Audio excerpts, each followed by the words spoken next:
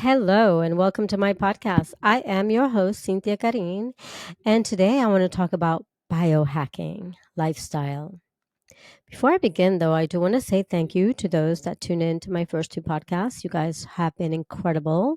Not only did you tune in, but you also provided amazing feedback. So I really appreciate you. I feel so loved, so held by so many of you guys. So thank you.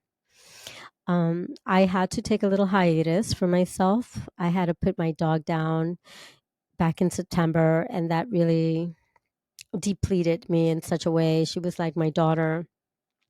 So I had to process that along with other things that kept coming up. And well, here I am, a warrior, like we all are, right? So I'm back and I'm ready to go. I'm so excited to take this journey and include you guys all in here because I feel like I have so much to say, so much to share, so many things that we can talk about, so many different topics we can review besides, biohacking, besides anti-aging. There's, medicine work. There is, and I can talk about that forever. I mean, I've done 10 years work with the medicine and I'm totally devoted to the medicine that I will continue working with the medicine probably to the last day of my life, basically. But there's also relationships, sex, there's not enough conversation about sex. I feel that there's some people out there which they have the right to share their opinion, but I feel like their message is so negative, and I want to be the voice of positivity. I want to be the voice of, I don't want to say reason because whatever I say may not resonate with everyone, but I want to give you an alternative view to some of the things that I have to say. Um, but more on future podcasts because that's not today. Today, we're talking about biohacking and what does that mean? To those that have never heard the terminology, although it's been around for quite some time, maybe since 2000, maybe even longer, I feel like I've been biohacking my body since I was a kid. When I was very young, I started listening to my body, what it needed, what it didn't need. And it's really interesting, my journey. The more I would eliminate certain foods, the better my body felt, the better my skin looked, the more vibrant and energetic I felt. So it is crucial to listen to your body.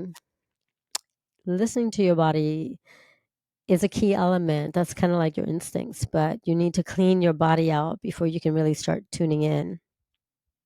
So biohacking is sort of like diverting from Western medicine to traditional Western medicine and taking more of a holistic approach. Like I really love the Eastern, you know, philosophy or lifestyle because they really base their their medicine on herbalism, and herbs are very very anti-aging, and it strengthens your immune system. It is so medicinal. Herbs are so medicinal and it's so underrated.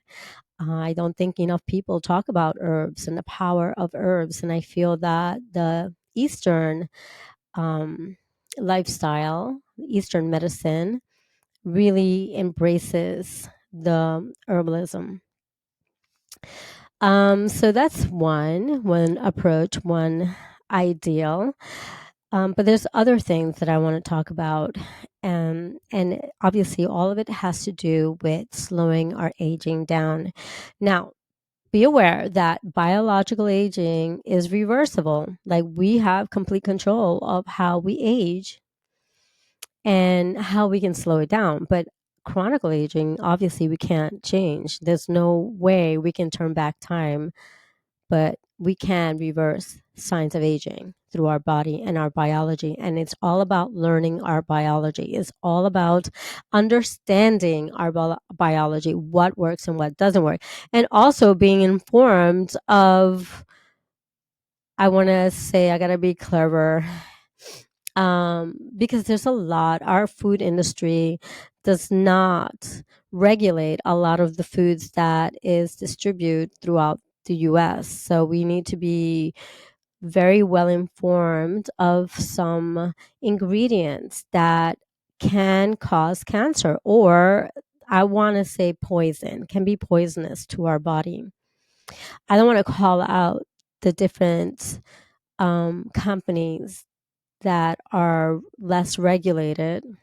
But what I would say is that to stay focused more on organic products. And I know that, like this topic is so broad because there's labels to look at and there's ways to determine if they are, third party approved and so on and so forth. But that's a lot of information to share with you for this podcast. I just want to really talk about the fundamentals, the basics, the foundation of understanding your biology and where it begins. And when you start this route, this journey with understanding your body and your biology, that is like winning half the battle. So let's begin.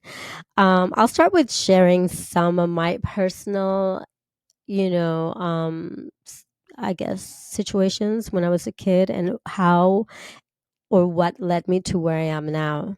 Because I mean, yeah, sure, we can say it's vanity because I want to stay looking young. Who doesn't? Who wants to age? Nobody wants to age. Not a man or a girl. No, no one, no one. We all dread it. Blame it on society. These conditioned beliefs that aging is a terrible thing. It's not. It's almost like, and I also had to sort of like talk myself into this understanding that aging is a privilege. It's such a beautiful thing to do here, to live such a long life and learn and evolve and grow and expand. So you have to embrace the aging process, but we do not want to look old. I don't. Nobody does. So let's begin. When I was super young, this is how I started. When I was super young, I'm, by the way, Ecuadorian, Puerto Rican, and Spaniard. So I don't know if you guys understand the Latin culture, but a lot of the times, whatever is placed on your plates for dinner, lunch, or breakfast, you need to eat it. There was no protesting. You had to eat everything. That's it. So I'll begin with that. When I don't know if I was about 9 years old or I want to say I was about 9, maybe 8. I don't know. I was in school. I lived up the block from school, and I started having like really terrible, terrible pains and stomach pains. I used to have a very fragile stomach, and I started experiencing this bad tummy ache. And I went to the teacher, and she was like, "Just go to the toilet or something." She was like, so like, you know, she didn't care. So I decided to leave the school. So as I was leaving, there was I guess, a teacher in front, and she asked me where I was going, and I just told her I had to go home. And she asked if I checked out. I said, whatever. Yes, I did. Anyways, I just ran out of school because I was in such terrible pain. And lucky for me, there was a man in the corner of the block, and I just lived up the block, and he saw that I couldn't even stand up. I was cramped up and I was having so much pain, and he decided to carry me home. I was so lucky, by the way, guys, because that's just an example on how the gods watch over me. I could have been killed. That guy could have abducted me, killed me. Back in those days, back when I was growing up, that's what happened a lot, and I was in such pain, I probably wouldn't have not even said a thing. But lucky for me, I was super blessed. The angels were looking out for me. He took me to my house. My mom wasn't there, so I'd stayed in my neighbors, and I just took a nap. And I woke up super late, like at 8 p.m. or something, and I felt so much better, incredible. And I felt like, wow, I think it was the meat I ate the night before. And they asked what happened. My mom was there and my mom's neighbor. And I just thought, well, I think it was the meat, but they didn't want to believe that. So I just didn't know what to say because I'm not the doctor. I didn't know what happened. But that was the first episode that I had. And thereafter, I would always have pains, or I just couldn't process the food properly. when I would eat meat, that is. In my house, we didn't eat certain foods. Like my mom refused to have sugar, although my dad would run in and give us bags of candy and we used to eat it really quickly. But it was prohibited to have sugar in my house. It was prohibited to drink soda. It was prohibited to have like even cereal and a lot of things, that normal people would have in their house. I used to get angry. I used to think that my mom was like military. Like,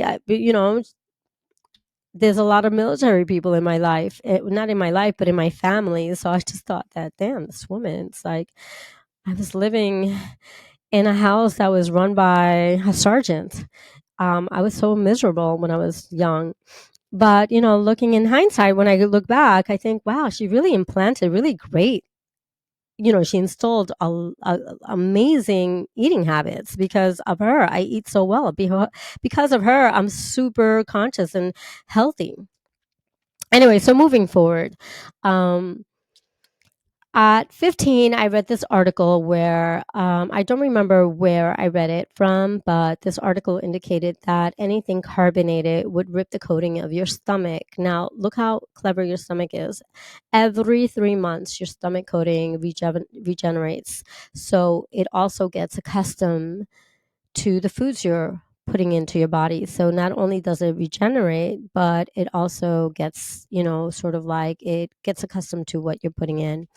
So when I read this article, it didn't mention about the stomach coating regenerating, but it also said that soda or anything carbonated would rip the coating of your stomach, therefore over time producing perhaps ulcers or even stomach cancer.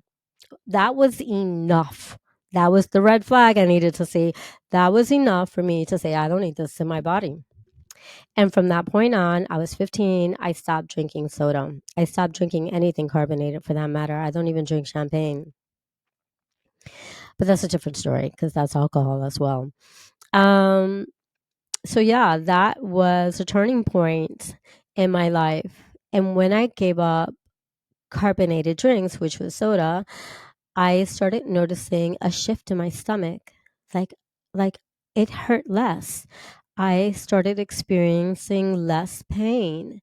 And also my skin started looking better, which was another attribute which I was pretty pleased about. And I knew it had a lot to do with that elimination from the diet that I took, like that eliminating the carbonated drinks.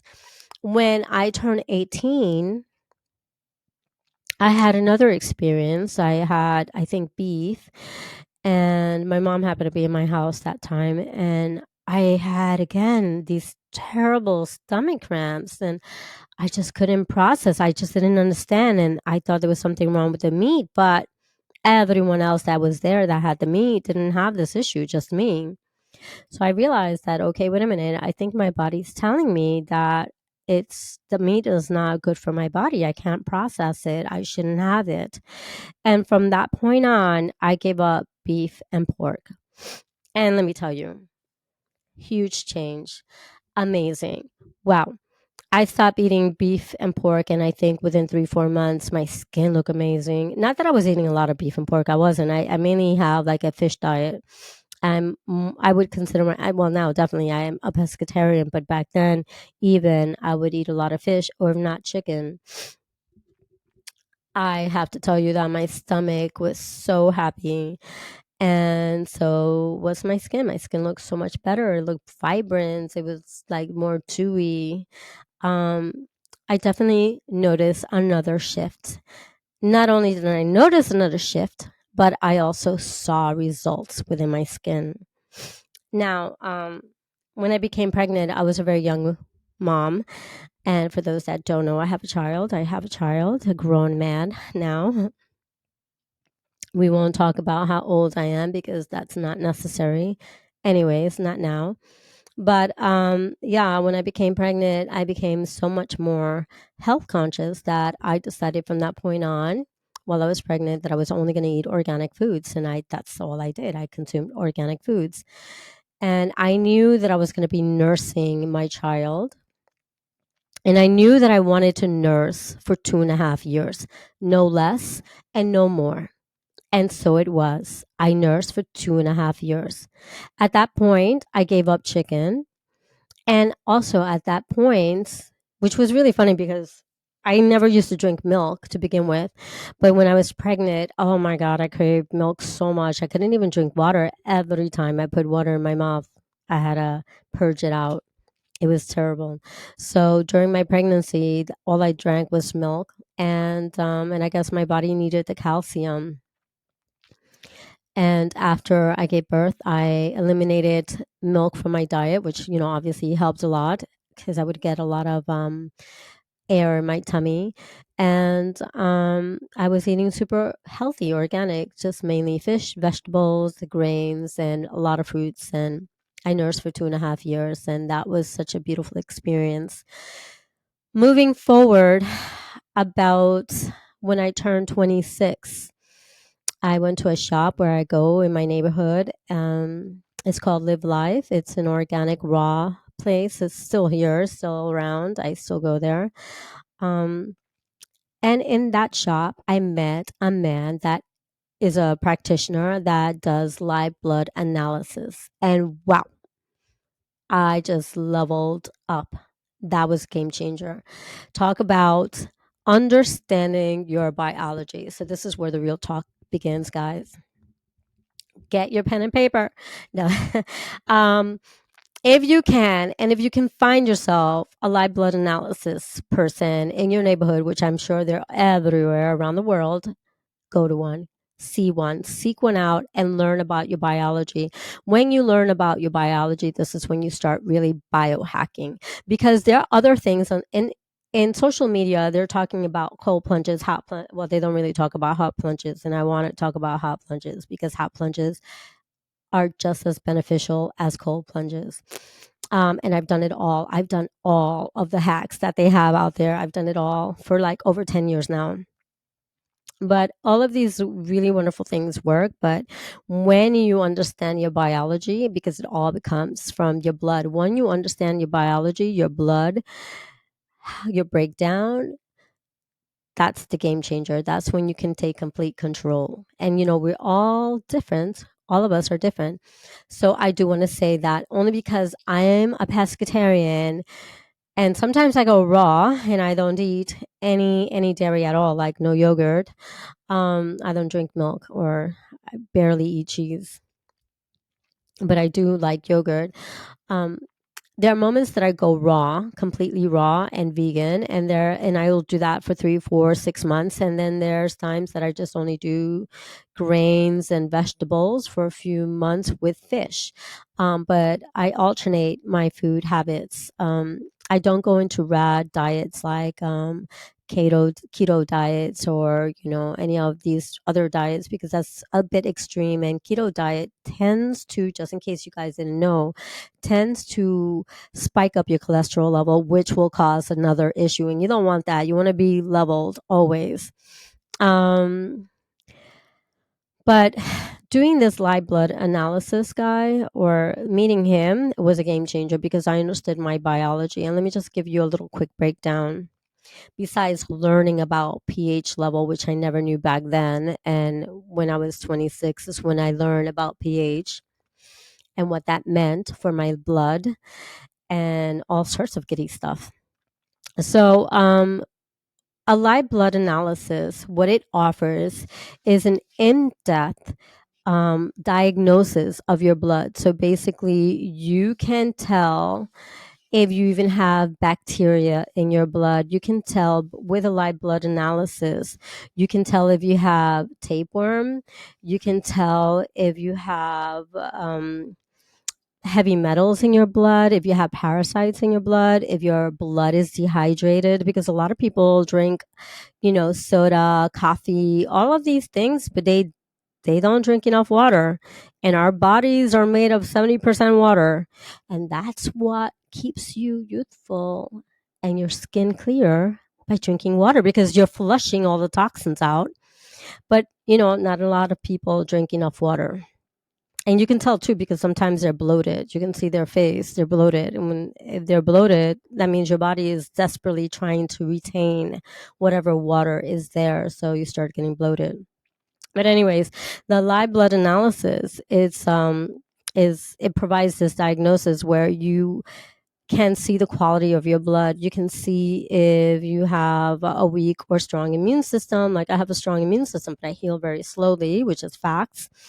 You can see if you have an increased cholesterol issue, if you have dormant cancer cells or diabetes cells. I think a lot of people actually do. It's just the way you eat that will activate those cells, especially if you have it genetically. But, this guy was able to tell that genetically I had, you know, passed down through my ancestors cancer and diabetes, which was like, wow, how did you know? But you can see it in my blood. Um, you can see if you have poor circulation or if your blood is stressed out, if your body is stressed out, it shows. And one of the other things that I thought was fascinating was that he was able to see if I actually chew my foods, which I do. And he said, oh, you do a good job. You chew your food carefully. A lot of people don't chew their food, he said. A lot of people eat fast. And I know that for a fact because I've been sitting with a lot of my friends at dinner and I'm always the last one to finish my meal. No one ever eats as slow as I do because I'm so busy chewing my food. And everybody's like, done. Did you chew? Yeah, a lot of people don't chew their food correctly. And that can cause issues in your organs. It can cause issues in your digestive system. Um, certain foods can cause issues, or like even drinking alcohol can cause liver issues, as you all know, kidney issues. There's a lot of things that you can, prevent if you knew your biology and if you knew what kind of foods work for your body. What was interesting too with this live blood analysis, he told me that meat wasn't good for me, but I never was able to consume meat. I would have terrible, terrible, terrible stomach aches. And he verified it. He was like, well, you're not supposed to eat meat. And I don't. And I didn't at that time either. And he told me that I wasn't able to have, what is this? Vinegar. Oh my God. I hate vinegar. I hate vinegar. It's like kryptonite. Talk about listening to your body. He was like, oh, no, vinegar is no good for your body. Mushrooms are not good for my body. When he told me that, I was a little bit sad. I never liked the way mushroom tastes. I only would eat it because I knew that they were anti-aging and super beneficial for you. They're like super medicinal. Mushrooms are so medicinal. But he told me that I couldn't consume it because what would happen was fungus would be created, like mushrooms create mucus. And if your body has mucus, your body automatically thinks it's sick. So then the white cells, blood cells, are fighting the mucus so you can have a healthier body. And then it just caused a lot of problems. And I didn't want that. And it just gave me a reason not to eat mushrooms because I never liked them to begin with. I would only eat them because they were, again, anti aging and super healthy. So a lot of the things he shared with me, I already knew, and I instinctually stopped consuming those things because I was listening to my body. But there were other things that he added on that I didn't know about. For instance, pH level, having a high pH level that would keep my body balanced. I didn't know that. He introduced a book to me that was called The pH Miracle by Robert O. Young. And this book is like the Bible. It talks about how important water is for your body. So let's say for every 40 pounds you have, you should be drinking a liter of water. And for some of you guys, you might say, well, that sounds like a lot. Yeah, it is a lot. But you're not going to be in the toilet every day. Your body gets used to it. And when you don't drink enough water, you feel so parched. You feel like you just have sand in your throat. And that happens to me.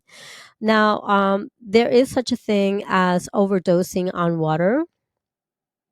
If you drink like a gallon of water within half an hour or within the hour, I think it is, that could be an issue. If you're drinking a crazy amount of water within a short period of time, that could be poisonous to you. So you have to learn facts. When you start understanding what can be beneficial or what can be detrimental, then you understand too what you can put in your body. Like obviously you don't want to put sugar in your body because sugar is poison. I know, I know, guys. It's so hard. Sugar is so hard. I have a hard time with sugar. I'm very diligent. I'm very, very, very, very I think it comes from my mom. I'm very diligent. I'm very like rigid when it comes down to sugar. I can always say no. I can say no to a lot of things. And when I feel like, okay, my body is aching for this, then I want it.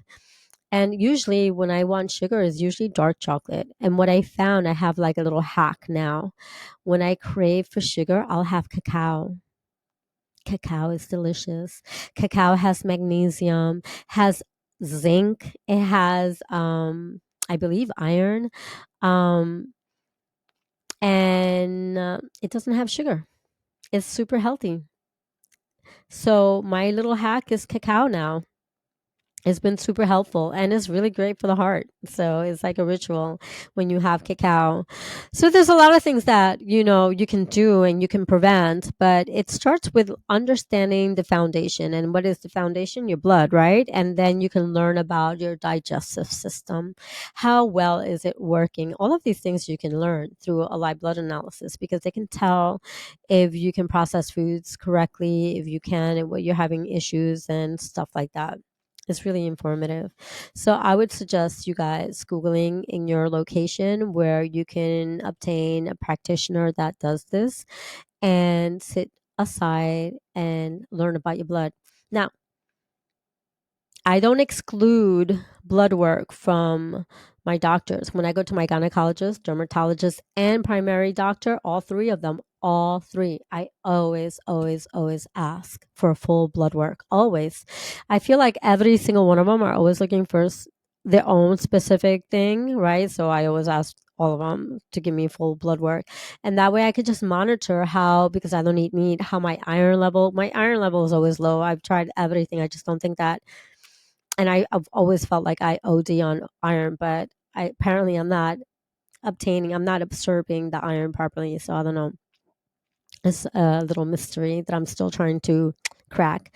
But yeah, get as much blood work in, but the one that's going to be thorough, the one that's going to be like on point, and you'll know that moment in that instant and what you can do moving forward is a live blood analysis. So I leave you with that. That is your number one. Your one go to tongue twister. Your one to go. Go to. Go to one. One to go. Something like that. Anyway, so what else can you do? Because there's so many things, right? I like to I like to take sea moss because it provides 92 minerals out of the 102 I think it is that your body needs. So whenever you feel a little depleted and you don't want to take a bunch of, vitamins and stuff like that, I like to take tinctures too, by the way. I don't take capsules because capsules, there's the residue, there's a lot. It's too much information for me to share. The live blood analysis will tell you what capsules do to your body. But I do like the tinctures and I do mix it up. I love taking adaptogens. So I'll do maca or, obviously mushroom because it's super medicinal. Sometimes I mix it up with some herbs. And, again, our Western culture really underestimates herbalism and there's so much medicine with herbs. You can cure so much, or at least you can um, find relief with some herbs. You need to make sure your gut health is in great order, check your blood, and alkalize your blood. Check out this book, The pH Miracle. Drink so much water. Again, 40 for every 40 pounds, 1 liter. I have to drink water myself right now. This is this new water. I'm not trying to advertise this water. It's new path. It comes in one of these things, this pH level. That was that. Um, yeah, this is purified water, and I tested the pH. Actually, the pH is on like close to 9. It's pretty hot. It's pretty hot water. What else would I wanted to say? Oh, things that you want to avoid. Okay, so and before I get into that, let's talk about genetics really quickly. Genetics. Genetics. So some of you guys are going to say, well, genetics plays a huge role in your aging, and some may say metabolism as well, but metabolism is about weight. It's not anything to do with your face and how you look. But I mean, well, physically, yeah. But let's talk about genetics. Genetics only plays 10 to 25% of a role. So Google it. I know it ranges differently for everyone else. So it's only 10 to 25%. If you want to talk about sorry, if you want to talk about metabolism, although metabolism has nothing to do with aging, it's more about body weight, I guess, right? Your metabolism between the age of 0 to 20 doesn't change. If anything, it drops only 3% from 0 to 20. So your metabolism is kicking high and probably the most active between 20 to 60 years of age, guys. Okay, you can't use metabolism as an excuse. Between 20 to 60. Fun fact, Google it. Your metabolism remains the same. There's no fluctuation at all. What fluctuates and what may cause you to gain weight is your hormones, is learning about your hormones and how to regulate your hormones. Because hormones is going to play, especially for women, is going to play a huge factor on how I I I don't want to say age, but how your moods are, and maybe even your weight gain or if you're losing weight. So all of these things you need to look into is definitely one of them is your hormones. There is a specific hormone. I can't think of it right now, but anyways, maybe when it pops in my mind, I'll share with you. So yeah, you want to check into your hormones between the age of 20 to 60 if you experience a lot of fluctuation with your weight, because a fun fact, your metabolism doesn't move. Only after 60. After 60, every year after 60, it drops 7%. Ouch. You better be in great shape. You better have such a system. Like, you better love how to move, because I think, first of all, one of the best anti-aging thing you can do is move. Whether it's working out, whether it's dance, whether it's yoga. Yoga is amazing because you're using your breath as well. So is dancing. Anything that you're articulating your breath and you're using your whole body and you're having fun, it alters your mood, it raises your metabolism. All of that stuff is what you should be doing, because once you get used to it, once you hit 60, if you're already in a regimen of like moving your body, if you're used to moving your body, it's not going to be a big deal. It's just going to be what you do, and you're going to age really gracefully. um yeah, and eating foods that are going to help alkalize your body. So in this book that I said, The pH Miracle, it does talk about different foods that help alkalize your body. There's actually a chart that you can look into that can help you understand what is alkalizing and what is acidic, what will make your body acidic, and what is neutral that you can have consume on a daily basis without you freaking out whether you're alkalized or you're not. But if you drink enough water and you're definitely having vegetables and greens in your diet, then you're pretty much well alkalized. The things that I would say to avoid would be processed foods. As we all know, there's a lot of ingredients on, different that is available out there, and we don't even know what they mean, these ingredients. Sometimes you think you're having, let's say, a salad dressing on your salad, which I don't ever take salad dressing unless it is literally olive oil, and that's it, and lemon right in my face. Um, but I normally don't do dressing because you think you're having dressing, and this dressing is olive oil and whatever, but it can contain 100 different ingredients. You don't want that.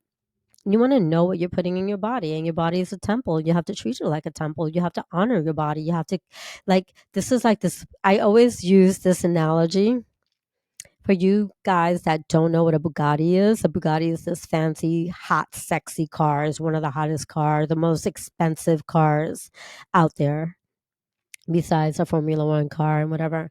And if you put the wrong oil in this car, it's not going to run. If you're not fixing the engine, or you're not checking the tires, if you're not keeping up its maintenance, it's not going to like look good, or it's not going to run.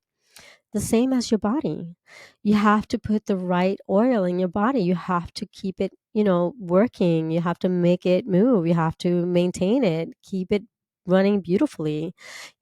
Deep breath work helps too, because cortisol levels, you want to keep your cortisol levels balanced. You don't want them too high, too low. The cortisol levels, if you that's part of your hormone, if it's like fluctuating, this is when you can have weight gain and other issues.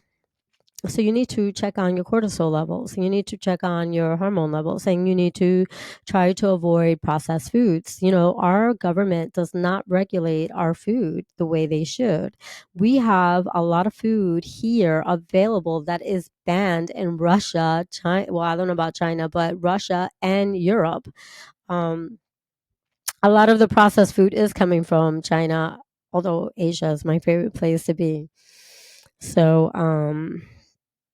you need to be like intelligent consumers and read the labels. What are you putting in your body? If it's not whole foods, it shouldn't be in your body. If it's processed, then you're doing a disservice to yourself. Remember, your body is a temple. You have to treat it like a temple, honor it, love it. Yeah, sure, you might look good, but are you really healthy? You know, I think the biggest thing in life, besides having a lot of people in your life that are genuine and authentic, and you're able to have a community where you express love, and have just a community that supports you. The next best thing is like keeping your body super healthy, and you need to support that body. You're the one in charge of your body. So the more you take care of it, and you honor your body, and the more aware of you are of the things you're putting in your body, the better your body is gonna last, and or the longer it's gonna last, and the better it's gonna look. Also, there's something called glutathione. I never know how to say it correctly, because on the internet they have so many different. Well, they have two pronunciations, but when I talk to people, they have a completely different pronunciation. So I'm gonna say glutamine. Glutamine is amazing. I've been doing glutamine for like 7 years now, maybe a little longer. And it's a shot. You can do an IV drip. I sometimes do IV drips. I do it with NOD, or do different cocktails. They have so much now available. But if I didn't do the drips, that's fine. I have the glutamine, and that is sufficient. That helps with anti-aging, by the way, and it keeps your body very youthful. So there's a lot. I can talk about other alternatives, like therapy work, like plunges, cold plunges, hot plunges. Not enough people talk about hot plunges. They only talk about cold plunges. I can talk about saunas, red light beds, and cryo, a lot of things. There's a lot of different things besides facials, lasers, and um, my favorite creams and products. All of these are great things, but if you're not keeping your home, the vessel, your Bugatti, in amazing shape, is irrelevant. Is irrelevant to what you're putting in your face, or what you're doing, because it's your whatever, however your body is inside, is gonna speak outside. So, I'm gonna also say one last thing before I close. Is very important. And I'm going to share just my personal habit. And again, I'm going to just say that if you eat meat and your body craves meat, I want to say this very clearly, because I'm not opposed to um, meat eaters. I think I wish I can eat meat because of the iron, but I can't consume it. I can't eat shellfish. I'm allergic. So there's a lot of reasons why I don't eat certain foods. and it has nothing to do with that I'm opposed to meat. So if you are eating meat, then so be it. You have to listen to your body. What I will say is that I do not eat anything from a can. I do not eat any leftovers because I feel that when you reheat the food, you're losing all the nutrients and minerals and vitamins that you're supposed to be getting to begin with. So I never eat leftovers. And there's bacteria that's formed in food left in the refrigerator. As we all know, this is like scientifically proven, it's not me making it up. I like to eat a lot of my foods fresh. I don't like having leftovers, and my fruits especially, they need to be cut when I'm about to consume it. I do not buy any fruits that are already pre-cut because they lose its minerals and its nutrients. What's the point? Like fruits, especially watermelon. Let's talk about melons overall. They break down the fastest because they're mostly water based. So once you cut it, it's already decomposing. So why would you have it after sitting in a shelf for I don't know how many hours? It could have been days. What's the point? I'm not trying to like break down the um, supermarkets and this industry, but these are just facts. So I like to eat very healthy, and I like to eat fresh foods, and I don't eat leftovers. I don't eat anything from a can, and I avoid things that are frozen unless if it's like vegetables or something, or if I make something and I don't want it to go to waste, I'll put it in the freezer, and when I'm ready to eat it, then I'll reheat it. That's when I'll cook it. That's the only time I'll have something from my freezer. But these are just my habits. So I want to end with that. I wanted to say thank you for tuning in, for listening. I hope that I was informative. If there's anything that perhaps you want me to discuss on my next podcast, please send me a note. I'm so open, like you guys did the last time. I'm so open for some sort of feedback, and I would be happy to share more information with you if I didn't really go into it, because there's a lot to talk about. And again, I do want to talk about different things to do, like saunas, red light, and all of that. So perhaps on my next one, dry brushing, there's so many things we can talk about. um so yeah, all of this requires discipline, by guys. And once you form really good habits by discipline, then we can call this a beautiful lifestyle. So just consider that, and let's see what happens. Hopefully you guys are motivated. Until the next time, until my next podcast, I'll see you next week, and maybe I'll have a guest on for next week. If not, then on the following week. But I will tune back in next week, so I look forward to hearing back from you. So until then, have a great week. Thank you.